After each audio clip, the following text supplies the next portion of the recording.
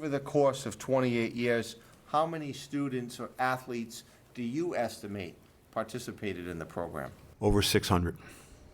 Aaron Thomas continues to defend the body fat testing program. He says he ran for 28 years at North Kingstown High School. It's the second day of testimony for him.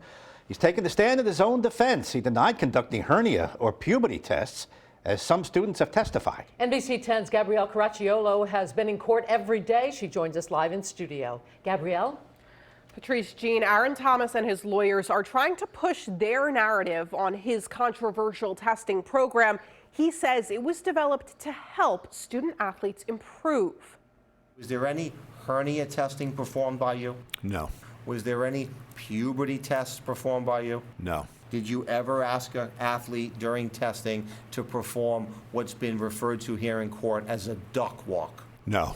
These denials by Aaron Thomas contradict testimony from former students about his testing program. It was always voluntary. The students say they'd get naked alone with the basketball coach in his office for body fat tests that also included hernia and puberty testing. Is there ever occasion where you ever communicated some threat of punishment or adverse consequence for an athlete that didn't want to participate? No. He says the tests were meant to help give student athletes a competitive advantage. To me, it was important. If I was going to put time and effort in, and they were going to put time and effort in, we should be trying to achieve the highest result possible. Prosecutors have repeatedly pointed out consent forms signed by students and their parents didn't mention the students would take their clothes off. I've always, in my research, determined that it's skin on skin. If you stop measuring over clothing, it's going to throw off the reliability of your measurement. In the early days of the program, Thomas says he didn't ask students to sign one. It really didn't occur to me that it would require a consent form.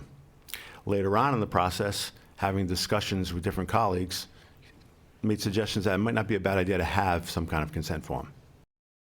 And today, Thomas did not address the now infamous shy or not shy question that he'd ask students or talk about having them pull down their underwear, but he'll be back on the stand for more questions tomorrow.